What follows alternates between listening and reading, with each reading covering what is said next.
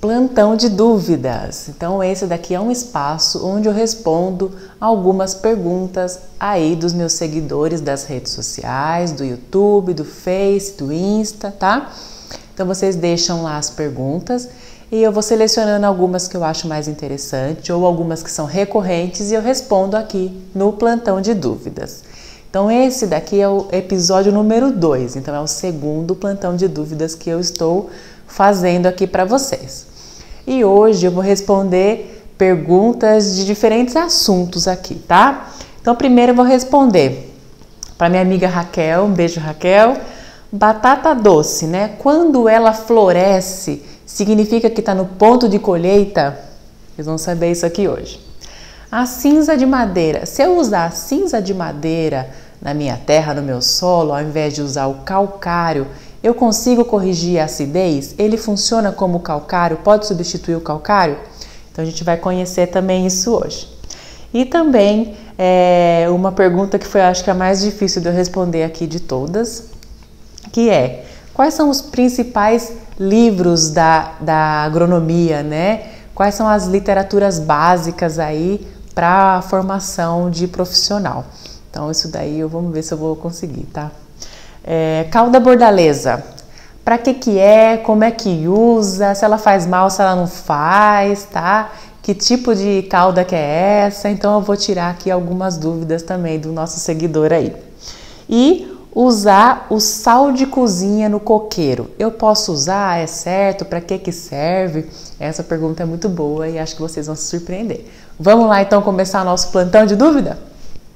Então, primeira pergunta: quando a batata doce floresce, é sinal que está no ponto de colheita, que eu já posso ali arrancar e colher minhas batatas? Não necessariamente, tá? O ponto de colheita não é analisado através da floração. Por quê? A floração ela pode acontecer no momento que a batata ainda está pequena ou então que a batata já está passada, tá? A floração ela é induzida principalmente pelo fotoperíodo. O que é fotoperíodo? É essa variação de luz que a gente tem durante as diferentes estações do ano.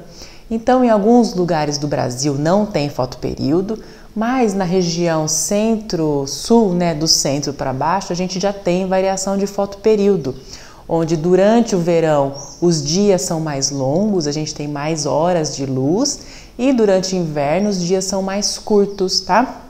Então isso daí gera o fotoperíodo.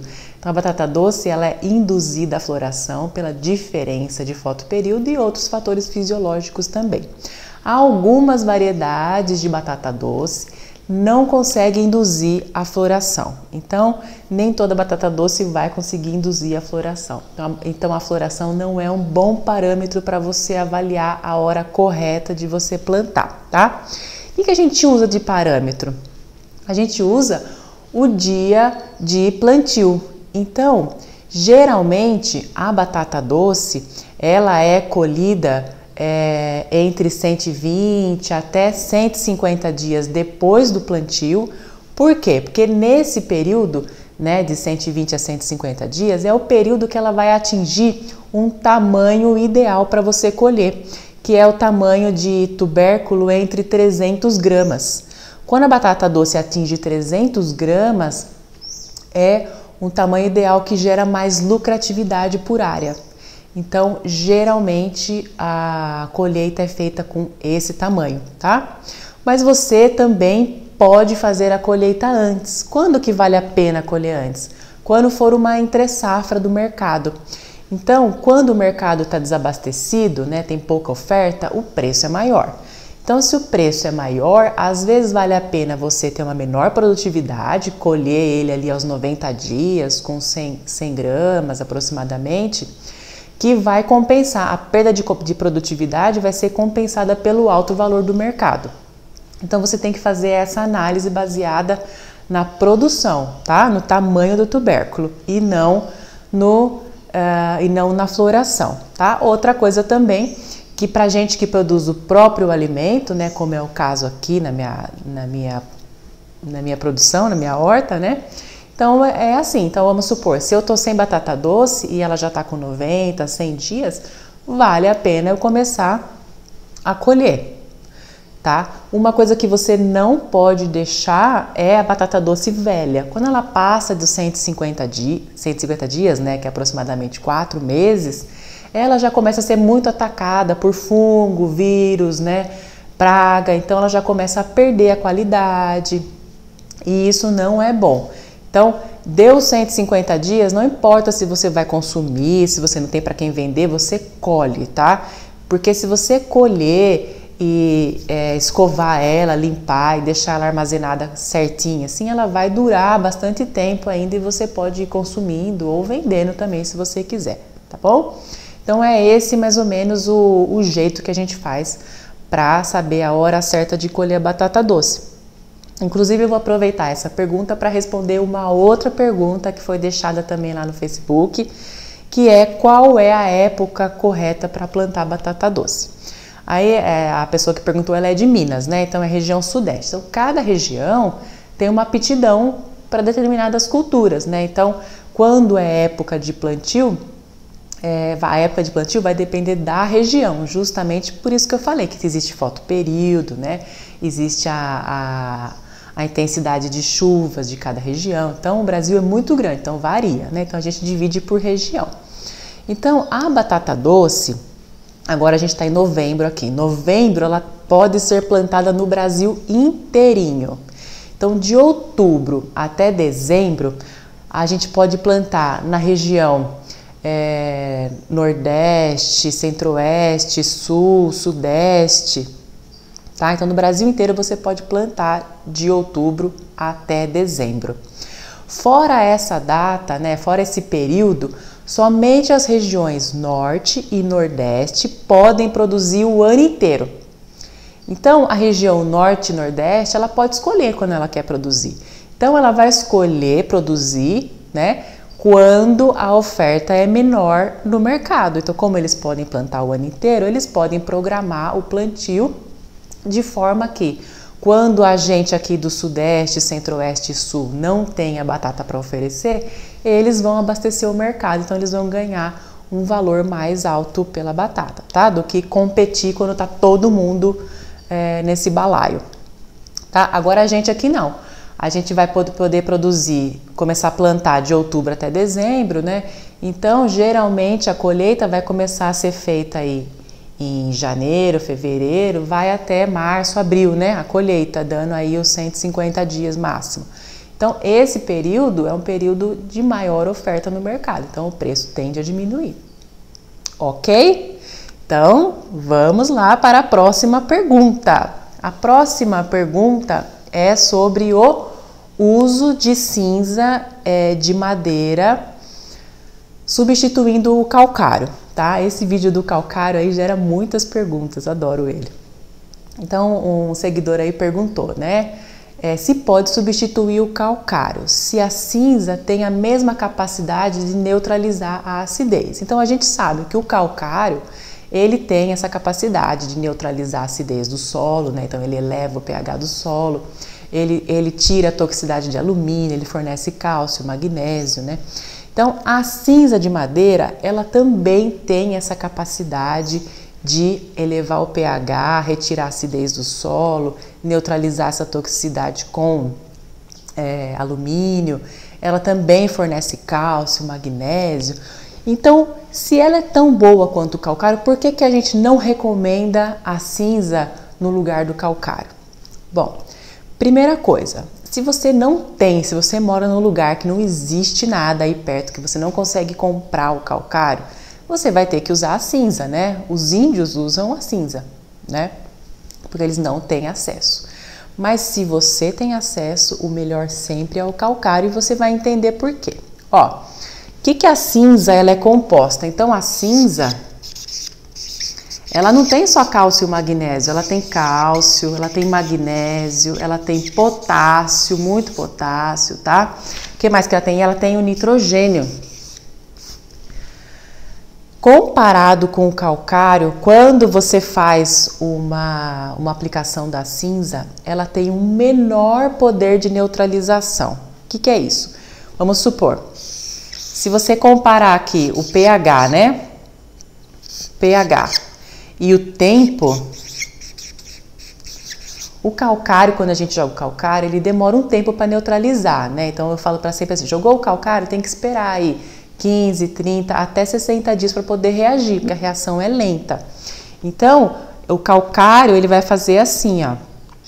Ele vai aumentando o pH de acordo com o tempo. Agora, a cinza, ela não aumenta o pH. Então, vamos supor que se o pH tá aqui assim o pH vai passando o tempo, ele vai ficando assim, ó, não muda, e depois de 40 dias começa a mudar um pouco. Então, ele tem um menor poder de neutralização, tá? Além disso, você também está jogando no solo o nitrogênio e o potássio. Ele é uma ótima fonte de nitrogênio e potássio. O nitrogênio, o potássio, o magnésio também, eles são elementos móveis no solo. Então vamos supor que você está lá com o seu solo, você está preparando o seu solo, né? E você não tem nada plantado ainda, porque você está preparando o seu solo, que é a hora certa de fazer a calagem, né? Ou aqui no caso a gente está simulando que está usando a cinza. Então, você vai jogar a cinza e o solo aqui vai ficar, né? Com cálcio, magnésio, todos esses nutrientes que tem aqui na cinza, tá? Então, e não tem nada plantado aqui. Aí o que acontece? Vai chover, você vai ter que molhar essa terra, né? Se não chove, você tem que molhar para reagir, fazer as coisas.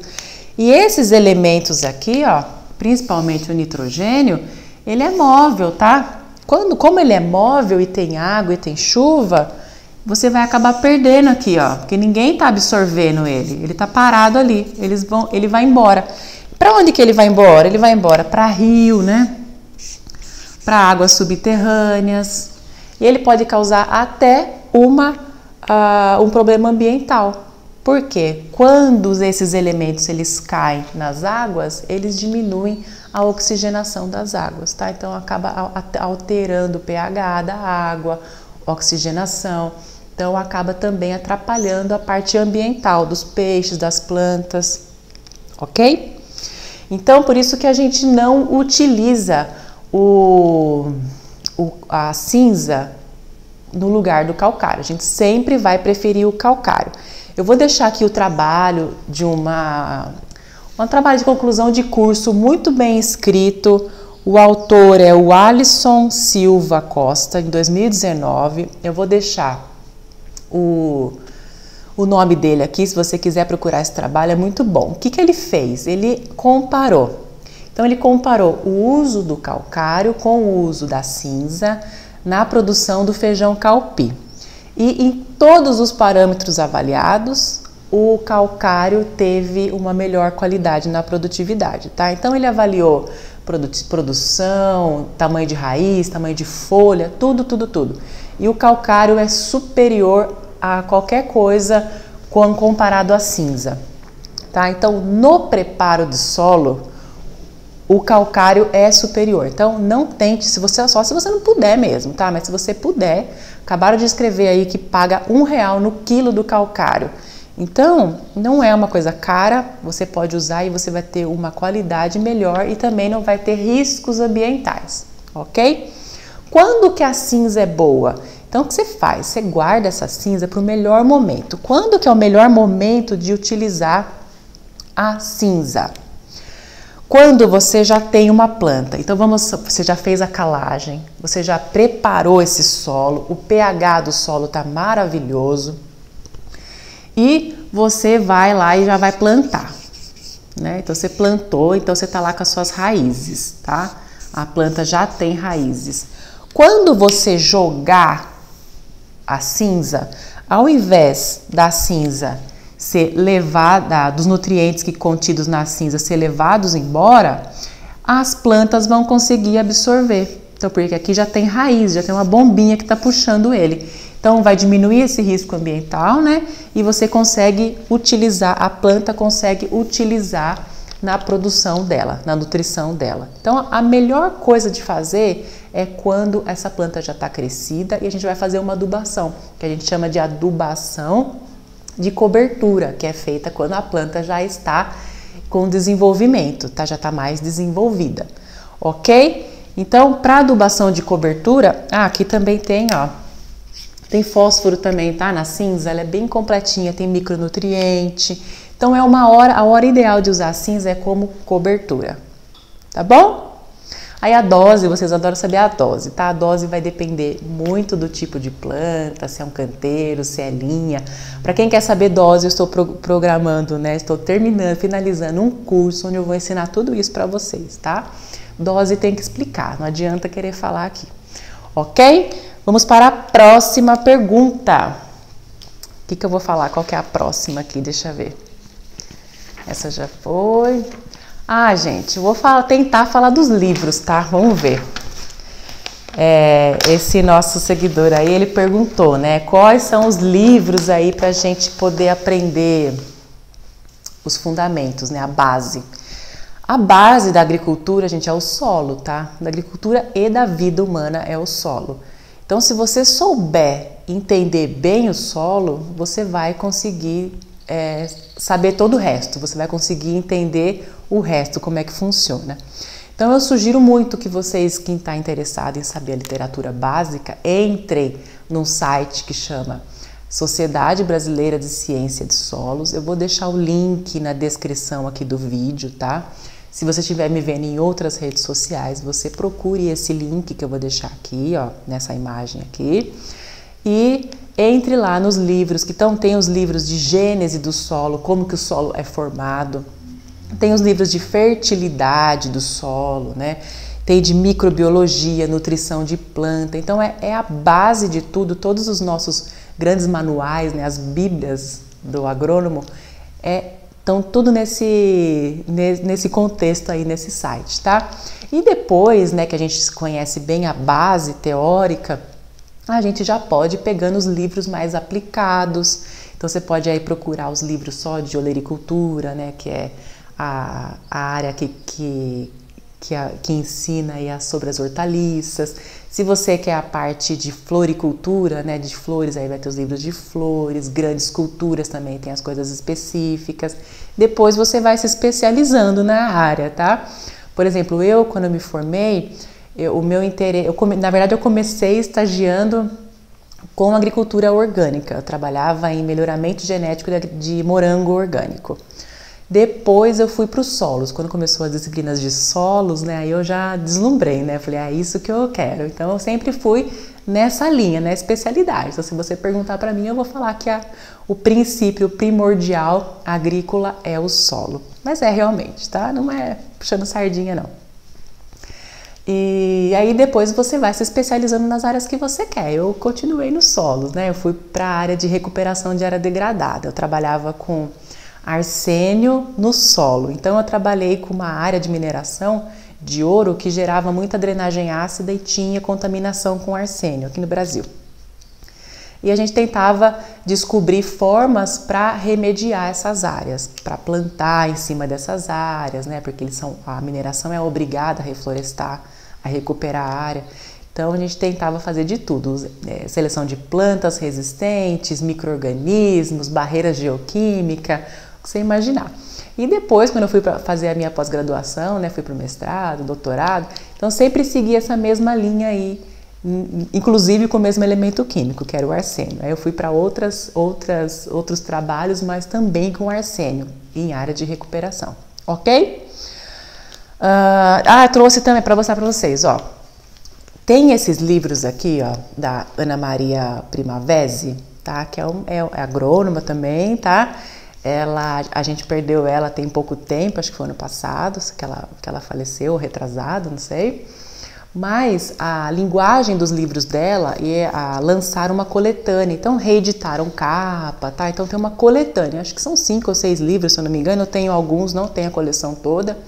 Mas os livros dela têm uma linguagem mais fácil, então mesmo que você não tenha tanto conhecimento em química, né, em biologia, você consegue entender bastante a linguagem dela, então dá um conhecimento muito bom, tá? Esse daqui, ó, é o Manual do Solo Vivo, eu adoro, tá? É muito bom mesmo, é uma coisa mais prática e exige menos conhecimento prévio, principalmente de química, porque a agronomia é muito química, tá?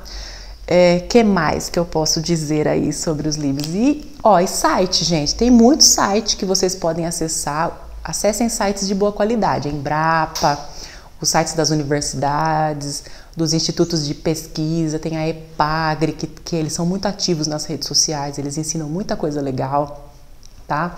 Tem o IAC, que eu também estudei lá no IAC, eu gosto também, tá?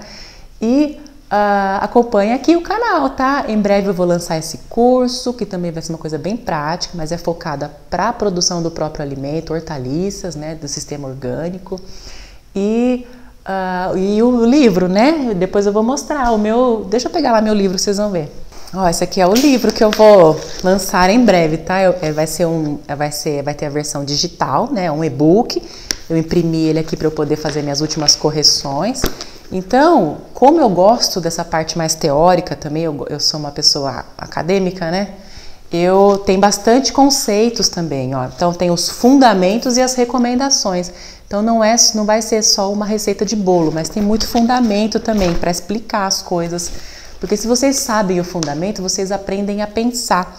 Então, quando tem algum problema aí na área, vocês aprendem a tomar as decisões sozinhos, porque vocês conseguem como tem os fundamentos, vocês conseguem pensar e resolver os problemas, tá? Porque a natureza, né, quando a gente trata de agricultura, a gente está ali com a natureza. E a natureza tem muitas variáveis. Então, se você souber o básico, você consegue entender o que está acontecendo ali com a sua planta, com as suas coisas, tá bom? Agora vamos para mais uma pergunta. A cauda bordaleza, tá? Então perguntou o que era a cauda bordaleza, para que servia e principalmente ele quer saber se faz mal a cauda bordaleza, tá? Então alguém deve ter falado alguma coisa aí que faz mal, que não pode, né? Então, gente, o que é a cauda bordaleza? A cauda bordaleza, ela é uma mistura de sulfato de cobre com cal e água. O que acontece? Essa mistura, quando você aplica nas plantas, ela tem ação fungicida e bactericida. Então, essa cauda foi aplicada, né, a primeira vez em Bordeaux, na França, para controlar o míldio da videira, tá? Que é um fungo que dá na videira. Então, devido à localização, o nome da cauda ficou cauda de Bordeaux, cauda bordaleza, tá? E para que ela serve, né? Então, ela tem ação fungicida, então você pode combater aí o míldio, cercosporiose, a antracnose, as manchas foliares, e ela é usada tanto na fruticultura quanto na olericultura, né, que são as hortaliças. Então, ela pode ser usada em qualquer tipo de cultura, tá? E além do poder fungicida, ela também tem uma ação indireta em bactérias. Então você pode usar ela aí nas manchas bacterianas, você pode usar que a gente chama, que é o nome da doença, né? O nome da bactéria, Xanthomona, Pseudomonas. Então você pode usar como bactericida também. E essa cauda ela é usada tanto na agricultura convencional, né? Tanto na agricultura orgânica. Então a agricultura orgânica aceita que você pulverize com a cauda bordaleza. Porque essa cauda ela tem um potencial tóxico muito baixo. O que é o princípio ativo dela? É o cobre. Então, o cobre ele tem como princípio ativo esse poder fungicida e bactericida, tá? Estava até lendo esses dias na revista da FAPESP, né? Quem quiser ficar atualizado das pesquisas científicas, acompanha lá nas redes sociais a FAPESP, tá? E aí eles sempre vão publicando as novidades que os pesquisadores vão desenvolvendo. E eles estão fazendo agora uma nanopartícula com cobre e que ela pode ser colocada junto na alimentação e ela tem um poder como se fosse um remédio. Muito legal, né? E como ela é classificada como pouco tóxica, né, não quer dizer que você não tenha que fazer a prevenção na hora de utilizar ela, na hora de aplicar. Então você vai fazer o preparo da cauda e você vai aplicar, mas você tem que usar o equipamento de proteção individual, que se pega na pele dá uma coceira, tá?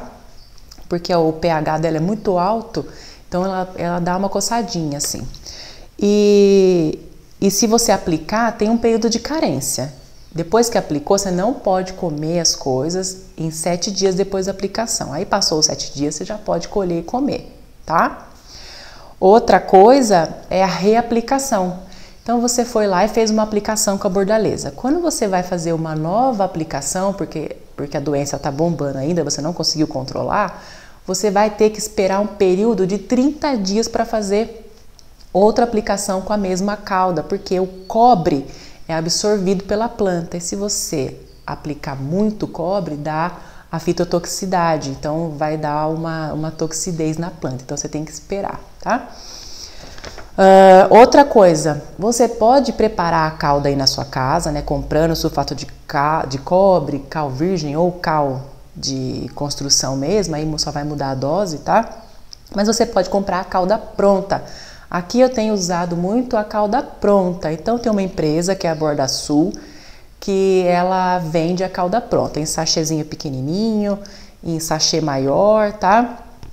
Então, eu vou deixar aqui também o link, né, o nome de uma aula que eu tenho, mostrando como é que prepara a cauda e qual que é a dose para vocês pulverizarem a horta, ok?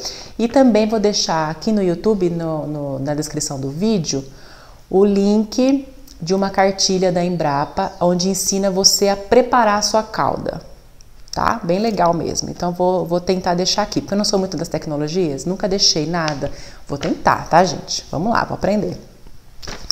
Ok? E agora a última pergunta. O uso de sal no coqueiro. Mariana, posso colocar sal no coqueiro? Ou então, igual esses vídeos que eu vejo aí, nunca mais capine o seu lote. Eles pegam um monte de sal, jogam e o mato não cresce mais. Vocês já viram? Então a resposta, gente, é não, nunca jamais jogue sal na sua terra. Ai, nossa, nunca? Não, nunca. Por que que nunca? Porque assim, ó. Por que que as pessoas jogam sal no coqueiro? Porque o coqueiro começa a ficar com as folhas mais velhas, meio avermelhada, amarelada. Aí um fala pro outro que deu certo, né, e vai e usa.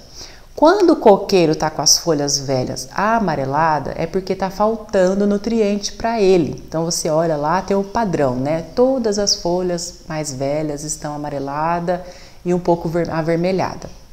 Então é uma deficiência nutricional. De que elemento? Isso daí pode ser falta de potássio e cloro. O cloro é um micronutriente essencial para as plantas. Entretanto, o coqueiro, ele consome muito cloro. Por que que ele consome muito cloro, Mariana? Porque ele vem de uma região litorânea, da praia. Então, a gente tem aqui o coqueiro, né? E tem aqui o mar.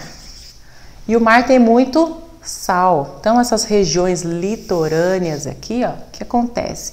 O sol bate, a água vai evaporando e junto com a água tem muito sal, muitos sais minerais. E as chuvas, né, elas vêm do litoral, elas vão para o continente e vão caindo. Então as primeiras chuvas, né, a mais próxima ao continente, é onde tem mais sal na chuva. Quando ela vai para dentro do continente, essa água já perdeu o sal, porque o sal é mais pesado, ele vai ficando nas partes as primeiras partes, tá? Então, as chuvas próximas ao litoral têm mais sais. Então, o solo próximo ao litoral recebe mais sal. Então, as plantas ali já acostumaram com essa salinidade alta. Como elas se adaptaram, elas têm essa necessidade. Aí a gente pega o coqueiro daqui do litoral e traz aqui para o interior de São Paulo. Então, leva lá para o Mato Grosso, né? Lá no Mato Grosso não vai ter essa chuva rica em sal. Então, você vai ter que fazer uma compensação. Na adubação, você tem que colocar esses sais aqui, tá? E qual que é a outra diferença que a gente tem? No litoral, o solo geralmente é mais arenoso. Então, mesmo que tenha muito sal aqui, ó, é muita areia, então a drenagem é muito boa e a chuva é muito mais frequente do que no interior, né? A quantidade de chuva que cai perto da praia é muito maior do que a chuva que cai no interior. Você pode ver que no litoral brasileiro, a predominância é a Mata Atlântica, que é uma mata úmida, densa, né? Então tem que ter muita água para sustentar aquela mata. E já no litoral, já no interior, a gente vê no Brasil, né, o cerrado, o cerradão, né? Então, são vegetações mais secas, ok? Então, o que acontece é isso. Aí, quando a gente pega o nosso coqueiro lá, né, que tá com a deficiência, que as folhinhas dele mais velhas estão vermelhas, né? Essas aqui estão mais vermelhinhas aqui de baixo. E coloca o sal, ele vai receber o que ele está precisando. Por exemplo, se está precisando cloro, ele vai receber o cloro, porque o sal, ele tem essa fórmula química aqui, ó. O sal de cozinha é isso aqui, ó. É cloreto de sódio, NaCl.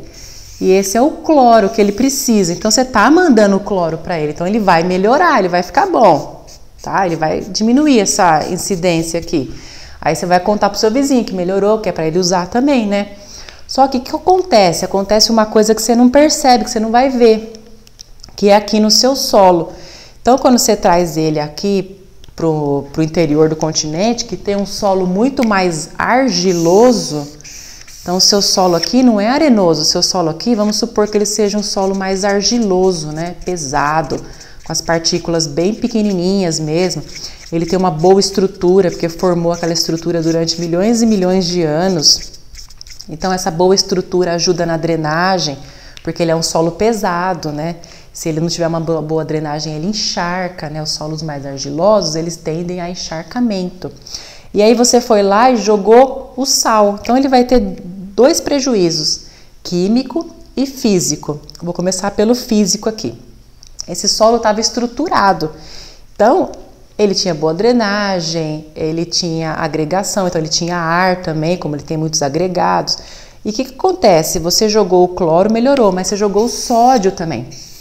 O sódio no solo mais argiloso, o que vai acontecer? Ele vai pegar, vamos supor que a gente pegue um torrão aqui do solo, tá? Então, esse torrão, ele vai ter muitas partículas unidas, agregadas, tá? Vai formar um torrão aqui. O sódio, ele chega e ele desagrega isso daqui, ele solta isso daqui. Então, ele vai ficar com um monte de partícula solta. E na hora que chove, essas partículas de argila solta, elas tendem a descer no perfil do solo e a hora que seca, ela para. Na hora que ela para, ela forma uma laje aqui, ó, e compacta o seu solo. Depois vai começar, deu uma seca, um período de estiagem, a planta vai sentir. Quando chove, começa a encharcar, porque não drena, a água não desce, né? A água não desce, ela fica parada aqui nessa laje. No laboratório, quando vocês mandam a amostra para fazer, amostra de solo para fazer qual que é a textura do solo, né? Quanto que tem de argila, areia, silt, a gente usa o que para dispersar o solo? O sódio. Então, a gente põe sódio, dispersa o solo, né? Então, você solta todos os agregados e depois, por decantação, você separa a argila, a areia, o silt, tá? Porque ele é um agente dispersor. Então, se você põe aqui o sódio, a estrutura física do solo, que demorou anos, milhões de anos para acontecer, você estraga ela em 1 segundo, tá? Então, não coloquem isso. Outro problema também é a parte química, né? É a parte química. Então, vamos supor que você tem o seu solo aqui, né? Você tem a raiz da sua planta. Tem a raiz da sua planta aqui. E você foi e colocou um monte de sódio, né? Um monte de sal, ó. Então, tem aqui, ó, cloro, sal, sódio. E a raiz, ela precisa de água, né, para sobreviver, então ela vai puxando a água aqui para a planta. Então, aqui a planta, quando a planta vai secando, perdendo água para o sol, ela vai puxando a água para cima, tá? Porque aqui tem o sol, né? Então, ela por potência, por diferença, ela vai indo. Quando você coloca muito sal aqui na terra, o potencial hídrico aqui vai ficar menor, então vai faltar água aqui. Então, ao invés da planta começar a puxar a água, continuar puxando a água, ela começa a perder a água para o solo, Porque o solo está com muito sal e a água que está na planta, que está na raiz, começa a descer e começa a ir para o solo, porque aqui tem muito sal. Porque a água, né, ela vai do maior potencial para o menor potencial, tá? Se eu coloco sal, eu estou diminuindo o potencial hídrico do solo. Então, aqui como fica menor, ela vem para cá. Por isso que as plantas secam quando você coloca sal. Então, eu quero matar as plantas daninhas com sal, vou lá e meto sal. Elas vão morrer mesmo, porque elas vão morrer de sede, vai ficar seca, tá? É igual quando você come aquela feijoadona salgada, né? Você não passa o dia inteiro tomando água depois? Porque o seu organismo tá com muito sal e tem que diluir aquele sal. Só que aí a planta vai morrer e depois você vai desestruturar ainda todo o seu solo. Então, qual que é a solução para resolver o seu coqueiro? Gente, existe tecnologia, né? Então, a primeira coisa que existe, ó, é o adubo. O que você pode comprar? Você pode comprar um adubo que é o cloreto de potássio. Então, você vai estar jogando ali o cloro e vai estar jogando também o potássio. Então, você vai ter o potássio mais o cloro. Então, você vai estar... Nossa, sua planta vai beijar sua boca. Maravilhosa, entendeu? Só que o cloreto de potássio pode ser que você só encontre de saco grande. Se você quiser, você tiver... eu só tenho 2 pés de coqueiro aqui em casa. Então, você vai na loja, lá na AgroCenter, lá, e vai comprar um potinho da Forte... e tem só para palmeira. Então tem lá um adubo específico da palmeira, essa foto aí. Você compra e você joga lá. Sua palmeira vai ficar muito feliz, o seu solo vai agradecer e eu não vou ficar triste de escutar mais esses vídeos que na hora que eu vejo eu quero gritar. Joga sal, faz uns furinhos. Ainda tem isso, ainda faz uns furinhos e coloca, espalha o sal grosso assim, assim assado. Não façam isso, tá? Ok, gente? Então esse foi mais um plantão de dúvidas. Até o próximo. Deixe sempre suas dúvidas que eu possa escolher a sua pergunta e responder aqui, tá? Beijo. Tchau.